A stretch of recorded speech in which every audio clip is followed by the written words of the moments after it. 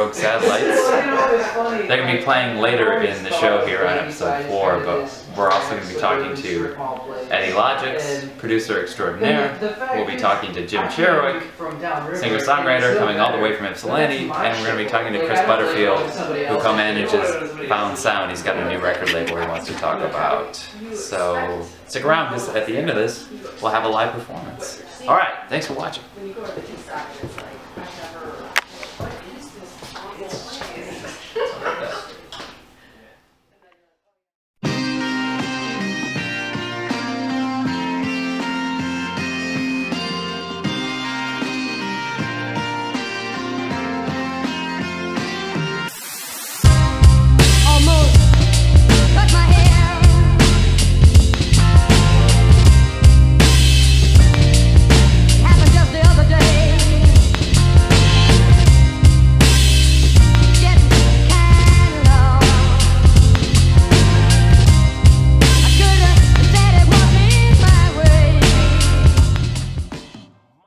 All right, I'm here with Eddie Logix.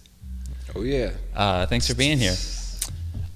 Producer, rapper, DJ, beat maker, so many things. Are you anything more than the other? It's tough to say, I guess. Yeah, I mean, more producer than anything else, I guess you could say. Composer, I don't know. How does one fall onto that road of becoming a producer? Because I feel like when we hear your name so often with something that's going on in Detroit, whether it's a new album release, you're in that background role, the producer, and there's a rapper up front. You know, I really don't feel like producers get that much of the glamorous credit that the rapper does. No disrespect to any of the rappers who are on top of you. That some listeners just might think that whatever you're doing magically appears there. Here's some beats. Yeah, pretty much. I mean, you know, and even like being a producer just kind of came out of necessity. I just knew I wanted to, you know, early on I just knew I wanted to make music, and, you know, I was rapping first and stuff, and I was like, I didn't know any producers or whatever, like really, and I didn't, you know, even like recording, you know, I became my own sound engineer, and everything, producing just kind of out of like, okay, I gotta figure out some way to get this recorded and put somewhere, you know. So 2008, 2009, you're getting started, you're doing rapping, you're DJing, but you can't find anyone to collaborate with. 2012, 13, 14, this community sort of establishes. Can you tell us about that? It's co-owners. Yeah, co-owners. I mean, you know, my best friends are my collaborators. You know, like we hang out. You know what I mean? Like it's like that's the beautiful thing about it, is like it's not like just some music stuff. Like this kind of like having like just something to call what we're doing or whatever. Like it's not a group. It's not really anything except for a collective or like a like-minded thing. And we always say, you know, like anything is co-owners. Everybody is co-owners unless you don't want to be, and then you can opt out, and then that's a disowners situation or something, you know. But it's but there's no contract signed. Yeah, there's no contracts. There's no anything. It's just like, hey, you see it like you're in the scene enough, like around Detroit doing shows, and like you see the same people, like we hang out, like whatever, and it's just like a cool way of being like, I see you, I see what you're doing, I support that. Right. Talk about how your work has evolved, because you did an ambient record this year. You know, you've worked on the other band, Sleepless Inn. So talk about some of your other projects that you've been doing. I mean, I guess that's just a natural progression as well. Like, just comes out of more collaboration. You know, me and Blair, the Black Shark thing. That's me and Blair.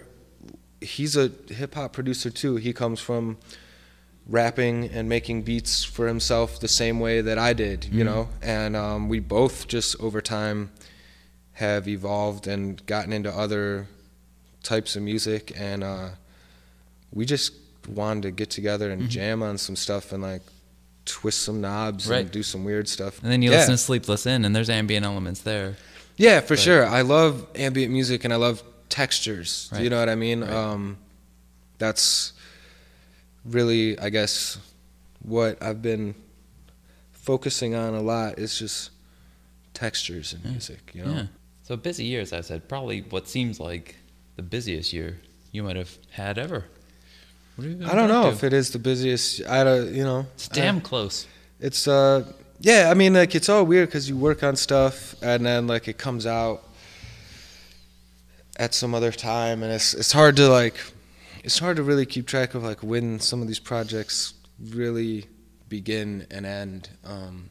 So I feel, you know, I put out This Week in Baseball with Doc this year, and you know, that's something we had been working on for the past couple of years, you know, kind of in and out of that. So it's like, it's one of those things, like, even when we put it out, I like felt like it was out already. So we'd been playing songs from it for a while. Is he the rapper you've worked with maybe almost the most?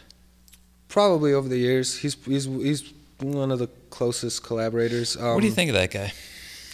I mean, Doc is great. It's working with him has been crazy. We had a good chemistry in the studio, I guess, and then it just kind of became to where I was taking over the full projects. But everything from How to Shoot Quail, Caesar Suit Farms, like all those, like, that was like really when it started, and when we were just, and that's kind of like the early stages of Koanas and like these weird little inside jokes and stuff like that. And then we started playing gigs, and I was like kind of being his hype man, just because he didn't really have another hype man, and he was like, oh, I just need somebody to kind of help out. Yeah, you have inside jokes that become part of the iconography, like candles. Big Money Candles. Big Money Candles. All of that. It's all like stuff that happened in real life. Like Big Money Candles came from just us hanging out, actually on Doc's birthday.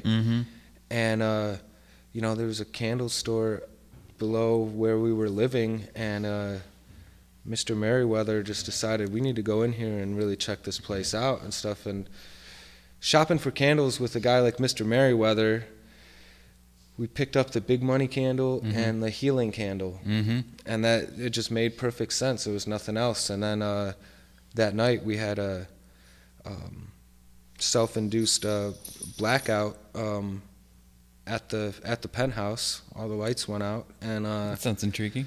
We the only light that we had in the whole place was the light of the Big Money Candle. And good fortune. Yeah, but you know, like, Doc has always done that with his raps. Like, he's always that type of songwriter. Like, that's really where a lot of it comes from. Like, lyrically, he's talking about stuff that he talked about on his first record, and he plays with those themes. Yeah, and he dots them it's throughout. all stuff that is tied within his life. Right. But that's why he's one of my favorite people to work with, because he takes situations like that and makes it into this wonderful poetry. Painting of cats. First of all, I want the baseball tickets you owe me, and a more disciplined aim that only fires at Capital Poultry. Taking out personal ads in the back page of the news. Golf U Caligula seeks an all-new rib to remove. Let's play hooky, yeah. Let's stay sloshy. Clear David Hockney's swimming pool freezes, then play hockey. Appear in alternating fogs, untrustworthy tears, undressing herself to a Pete Rock beat that I hadn't heard in years. That's a rapper, and then with Laura, you're working with a singer, you know, who's using her voice as an instrument. Doc, his words are an art, but then you have Laura, who's got that beautiful voice to work with. Yeah, it's a different type of thing, and working with vocalists like that is a different task, but in a lot of ways, you know, it's just the same type of thing. But with a singer like Laura, it's, you know, again, going back to like texture, you know, and tone. Textures and tones. And she's got a great tone to her voice, you know, a very natural tone that comes out that is very easy to to shape and can sound good over so many different types of things, you know what I mean? And she's very, you know, she can adapt to different styles and whatever, and different things I throw at her, but at the same time, she's got a good ear. She knows what she wants, you know? Mm-hmm. And then, so the next thing, just to close up, you've started working with Pigpen. Yep. With Mega Powers. Working with Pigpen, that's been the new thing, is collaborating with other producers. That was something that I didn't do as much before, and that's kind of been like a really cool thing to do recently. I've collaborated with a bunch of different vocalists, you know, over the years, but working with other producers now is a whole new game, right? Because it's bringing ideas of a different shape and kind together. Like, collaborating with him has been great because he's a real big gearhead. He's into analog stuff, and you know, just like I am. And we both just come from strong hip hop roots, but wanting to expand on that and do something a little bit, do our own brand of hip hop that's influenced by so many other things, and working with different gear and doing stuff that maybe traditional hip hop working with rappers maybe doesn't allow us to do all the time, and just getting us both outside of our box, and performing with them has been great. We bring out some synths, some MPCs, get on the gear, really hands-on, and like do a lot of improv type stuff, and it's you know, it's really a blend of like kind of some pre-recorded stuff that we figure out, and then a lot of improv. He's on the vocoder singing and stuff, but it's a lot of fun.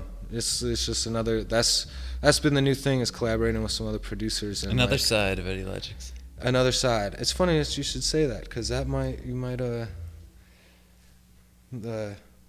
be a working title for a new Doc Waffles and project with me. Cool, yeah. Eddie. So thanks for coming on the show. Leading in, very nice. Too busy. Yes, for sure. Thank you very much. Cheers. Cheers. I think I'm dreaming.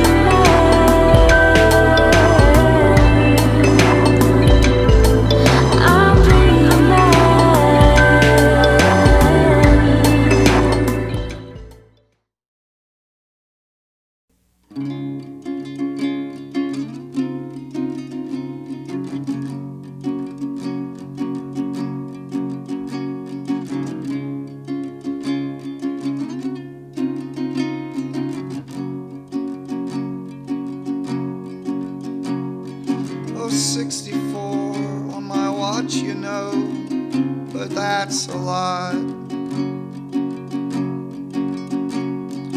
What I say or what I didn't mean to say. I'm a freak waiting for a bullet to call off the last dog. I'm just trying to get into the good shit.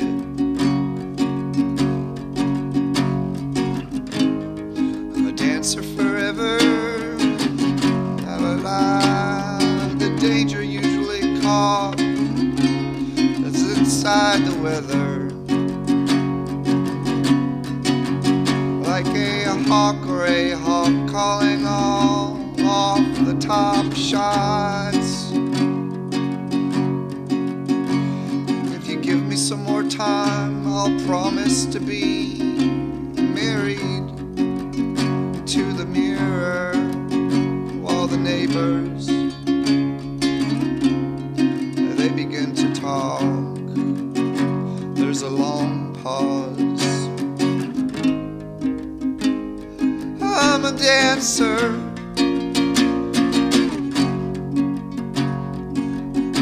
but not forever.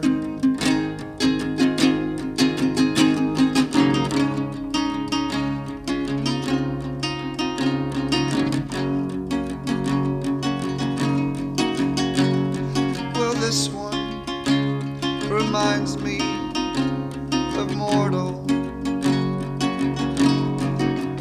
No, this one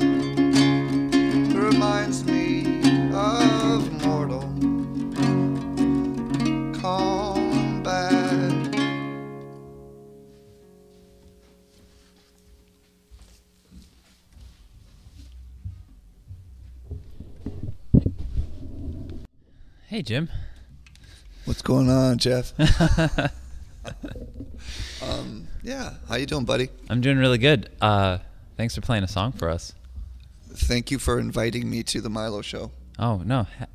I'm happy you could make it. You came here from Ypsilanti. I did. I came from Ypsilanti. That's where I live, and that's where I get the big money. Yeah, I always feel like, Ypsilanti, you've got your own music scene there. That's That's what I hear lately. Yes, When I was ask just people about- talking to Chris that's about the noise they make. Yeah. It started to be a music scene. I think it still is a music scene. I mean, just because people are separated by their houses and their doors being shut, it's still a scene going on. Mm-hmm. I mean, just because we don't have like a venue to play, Mm-hmm. there's still like, people are doing what they're doing. How much of it is a dramatic point when we talk about Ypsilanti losing the venue of Woodruff's? A lot of people say that, something just changed after that. I don't know. When the venue, when that bottom fell out, everybody just kind of like hit the kitchen floor and just be like, well, where are we going now? Like I keep comparing it to like the ship that was sinking and we're all rats. We're all trying to find that next piece of big ship that, or another boat. Maybe we shouldn't be looking for another pieces of ship to jump onto. We should probably find land or a boat. Right. We're sounding very dreary, though. Ypsilanti still is a cheery place. No, Ypsilanti's still a cheery place. Right. But it's cold, and I only like to talk about boats and rats. Let's talk about your music. Tell us about that song you just played. It's a song about a rat on a boat. Nice. That song was, it's kind of surreal and weird, but that's the way I work. My buddy got married, and I call it Ed, Leaving My Car at Ed's. That's the name of the song. He got married, and I was just reflecting about there's a line in there, being married to the mirror. Like, since you don't really have one in your life, you do have somebody in your life, and that's your reflection. Really, really deep stuff. Really deep stuff. When I met you like 4 or 5 years ago, I think it's 5 years ago, you were already sort of like in this sort of groove. You were writing songs, you were playing songs, you were drawing pictures too. Yeah. Can you tell us about that too? I'm still doing all that stuff. The last time we talked, it was at the Ugly Mug. Mm-hmm. And I'm still writing songs. I'm still doing art. I've been just trying to like stockpile this stuff up just to wait for some kind of hurricane to push me into making this stuff into a final product. And I had an album. Are you gonna have a hang glider ready when that hurricane comes? So I think I will. I'll have a hang glider and I don't know, not bags of money. Well, what's the other thing? A hang glider, maybe, I don't know, goggles. And the bags of money. And the bags of money will keep me solid to the ground. Mm-hmm. Yeah, no, when that hurricane comes, man, I hope to ride it. Is that a good answer? Mm-hmm. If the hang glider is metaphorically on a hill, yeah, which is a metaphor for something else, mm-hmm. and your songwriting has been you walking a path to get up there. Mm-hmm. I see that. That makes sense. Kind of like a Johnny Appleseed hobo stick. I like the Johnny Appleseed. You're walking with that with the knapsack? Yeah. Who or what put you on that path and gave you the stick and knapsack, metaphorically speaking, like 7, 8, 9, 10, 20 years ago? Do you remember? I want to say I put myself on that Sure, but path. what made you want to be on the path then? Listening to artists. My older brother's like a big artist and inspiration to me, and music. He's the one that got me into all the stuff I listen to, and just my taste in just art and comedy and stuff like that. Probably my family. It all came from the family. Came from a seven person family. 7 kids and the siblings. That's what 7 persons. I guess I meant my brothers and sisters. That's crazy. Yeah, big family. And a lot of people probably come to you and say, what was it like growing up with 6 brothers and sisters? Yeah. All those siblings. It was just, you punch or be punched. Mm-hmm. That was the question. And then hug or be hugged. Rule of the jungle. It was totally the rule of the jungle. You're kind of like a portraitist. You sit down and look at people and you've captured them. Try to. Yeah. Yeah. Autumn from Rebel Kind you drew. Yeah. eerily realistic. Well, I was looking at a picture of hers to do Okay. it. Yeah. What's that experience like of capturing another human being that you know? Yeah, it's fun. It's nice to do that because you're kind of challenging yourself to see if you can make those lines work and turn it into someone. Best exes. Best Exes. That's a project with me and Linda and my friend Maria. We had Linda on episode 3. Yeah, But tell us more. Well, we started playing music around, I think, was it 2 Christmases ago? Maybe last Christmas? Might have been last Christmas. Mm-hmm. And we just, it was over a bottle of wine just because I knew that she wanted to play music. And I'm like, all right, sweet. Well, it's cold. Let's record some songs. So we went in my basement and we just made up songs, splitting a bottle of wine between us. And I was just like, this is cool. And she was like, yeah, this is cool. It's cold outside. We should probably record some music. It's right. It's when you got the wine in you and you got a guitar in your hand, you just want to like start a band. Mm-hmm. And we did. And so that's among my other bands that I have. And my other band, Congress, that's where I get to sing and be a goof on stage. And that's really fun. We have an album coming out very, very soon that we're really proud of. This is my least favorite thing to do to a musician. Do it. Best Exes in Congress. For anyone who hasn't heard anything. Yeah. What do they sound like? Best Exes, like love songs, kind of heartbreak songs, kind of cowboy. We call them cowboy songs. Sometimes it's like it could be like an Elliott Smith meets like a cowboy song. Mm-hmm. Maybe there's more like kind of like sad bastard music a little bit, but then like also for a saloon though, not a bar. For a saloon, yeah, maybe like for a blues bar, kind of like you got the sexy Linda singing, mm-hmm. and then you got me croaking in the background. Mm-hmm. So we try to pair that up with our friend Maria on drums, mm-hmm. who's a phenomenal drummer. She's also in the Deadbeat Beat. Mm-hmm. She keeps the backbone straight. We'll get that band on here eventually. Yeah. Oh, no. Yeah. Congress sounds like. I like to call it punk and roll. It's like rock and roll, but punk. Bouncy, really fun, really influenced by like REM and. I thought you said pumpkin roll for a second. Yeah, punk and roll. We're getting pumpkins into like that metaphor. Smash 'em pumpkin roll. Sure. There you go. But we like 90s rock and stuff like that, so.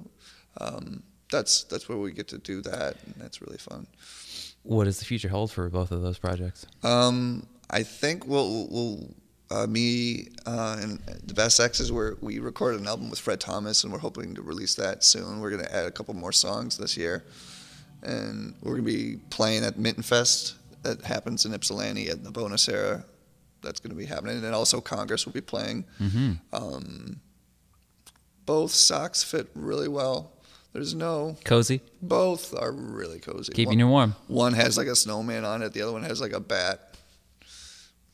You can choose which one is which, but I really like these socks, and I wouldn't trade them for the world. Hopefully they like being worn on me too. Pull them up. Yeah, keep them high. When the hurricane comes and hold on tight. Well, yeah, when that hurricane comes, who knows what happens. Maybe I just give up socks. Maybe I don't wear socks. Just hang on. Just hang on to them. Hang on to them socks for your dear life when that hurricane comes. Thanks, Jim. You bet, man. Woo!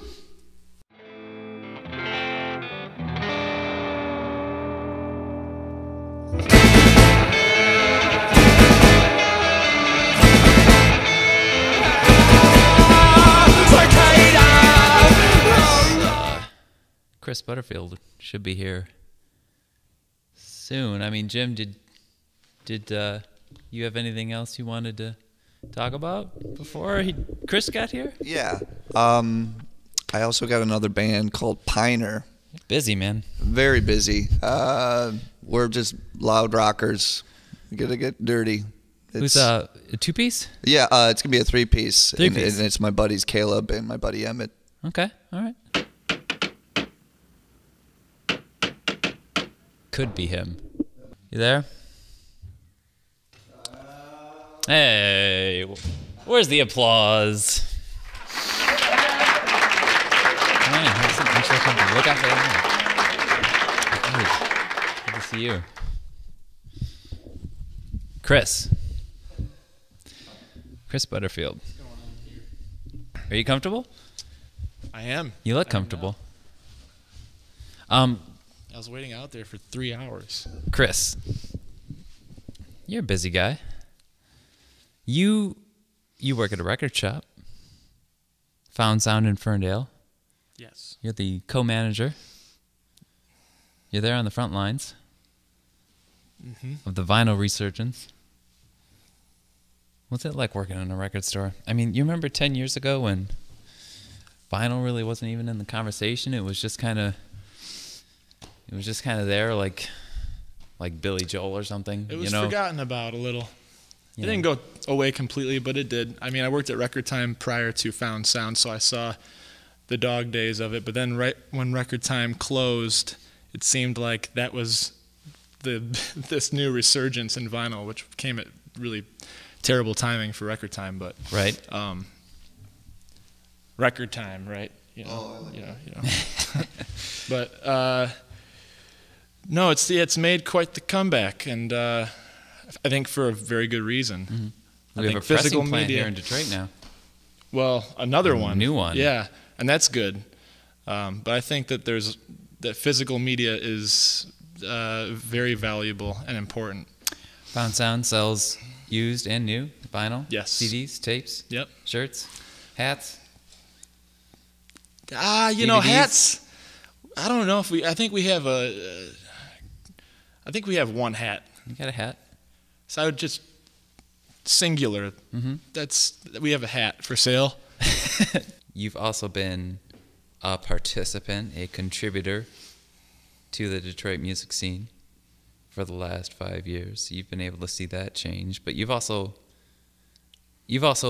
worked closely with a lot of artists, and you've helped book shows, and you've had sort of more of this ambassadorial kind of a role. You've been involved in other means. Can you talk about that and what you've seen about how the Detroit scene has changed or shifted, or what you think it is, or where you think it's at? Well, I like making friends, and it just turns out that the people that I'm most interested in are artists and musicians. I don't find myself spending a lot of time, on Hall Road. I'm typically like in the bars with my fellow rapscallions, Or saloons. Or saloons. Mm-hmm. Discotheques. But I get a kick out of it. I'm a huge music fan. I mean, that's as simple as that. I like to make it sometimes. I like to sell it. I like to promote it. Selling and promoting it. You don't only just work in a record store. You want to start your own record label. Tell us about that. Yeah, I am starting my own. Or is own. it a tape label? What's the technical? Record. Oh, well, tapes to start off. Okay.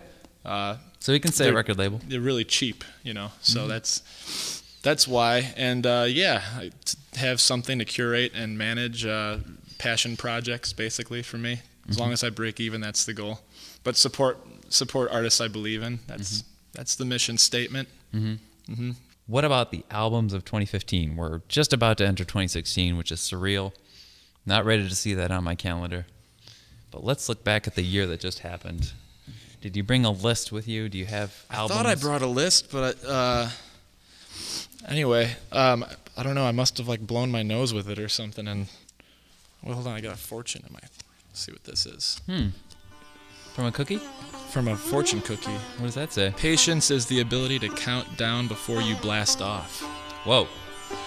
Lucky numbers 5, 6, 14, 21, 30, and 40. What if someone if you win, I want to cut at home? Yeah. Albums of 2015. What comes to mind? Tal Nacional. Okay, they're from Niger, and saw them at Trina Sof. Were you at that show? You were at that show. Wasn't it amazing? Yeah, it was incredible. Blew my mind. They were recommended to me by Brandon Moss, who had seen them the night prior at the Arab American Center, which has some of the best programming, I think, in town. Joel Peterson does that, as well as Trina Sof. But then I saw him again at the Rivera Court at the DIA, and it was just transcendent. It's pure joy. They're I don't know how to describe it other than that. But I'd say their album Zoe Zoe would be my top. And also just if they come to town, you cannot miss them. Mm-hmm. What about another record? Another record would be, I really dug Bad Bad Not Good's record with Ghostface Killah that came out early this year. Sweet or Sour Soul. Mm-hmm. Sour Soul. Yeah, peep that. Yeah, we shall. Ghostface. He's a surrealist with his lyrics sometimes. Real storyteller. Guy can paints pictures. Yeah.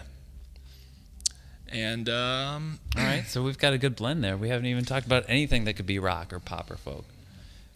Yeah, I mean, I still love that stuff, but I guess recently I've been kind of straying from that just a little bit. Some of my favorite local releases that came out. Always love the Beekeepers, so I guess there's your rock kind Beekeepers of. just put a record out a month ago. 2, Beekeepers 2. Yeah. It's very good.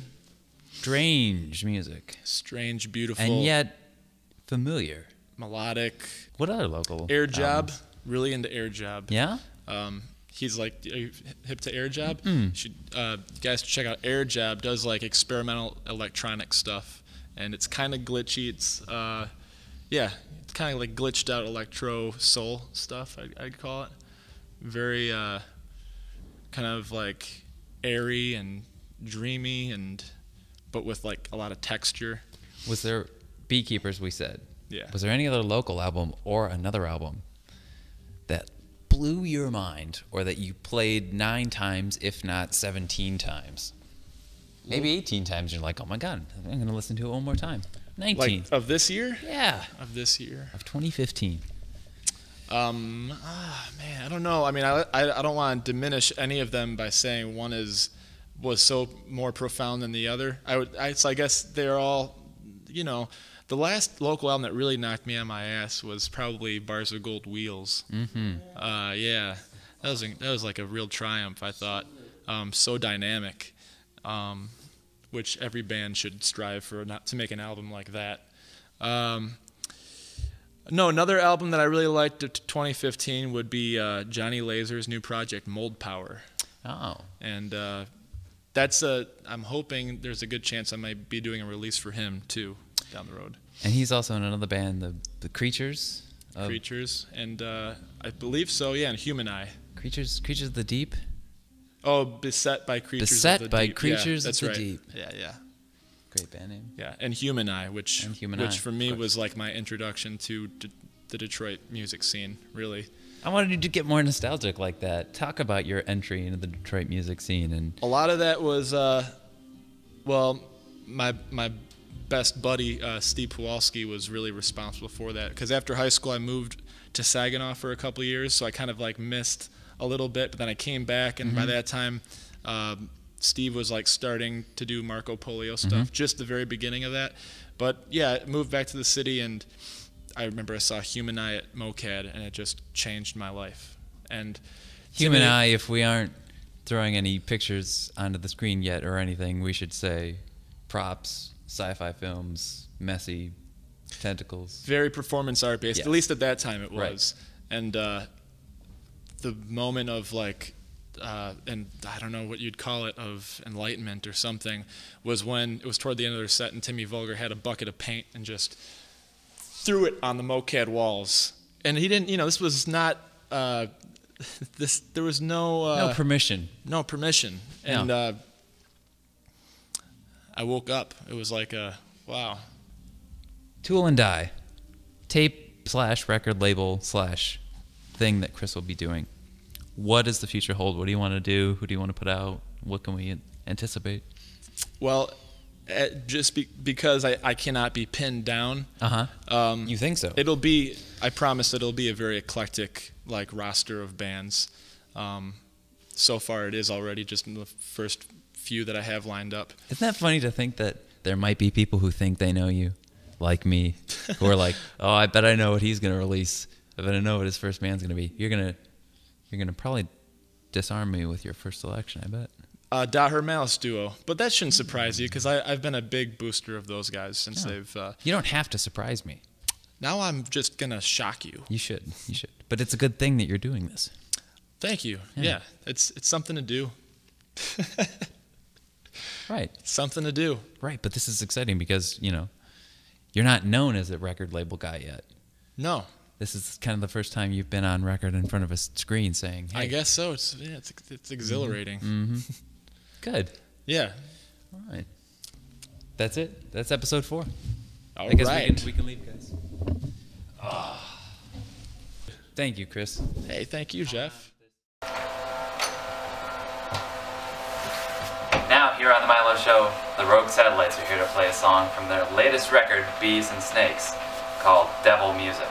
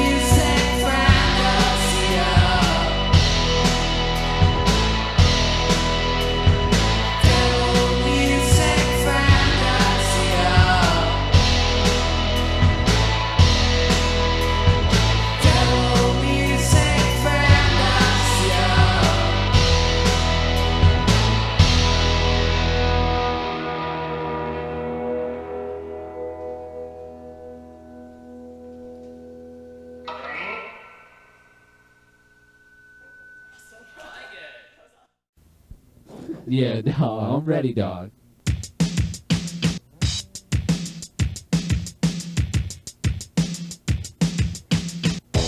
Almost quit time. One more hour to go.